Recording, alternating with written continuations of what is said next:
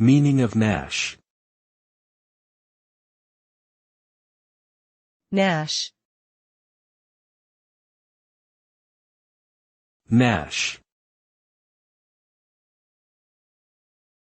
gnash, Gnash. The word gnash refers to the act of grinding one's teeth together in anger or frustration. It suggests a sense of intense emotional turmoil and often implies a feeling of helplessness or desperation. When someone gnashes their teeth, it can create a sharp, grating sound that is both unsettling and alarming. This term can also be used metaphorically to describe any action or behavior that conveys a sense of aggressive resistance or defiance, such as clenching one's fists or gritting one's teeth in anger.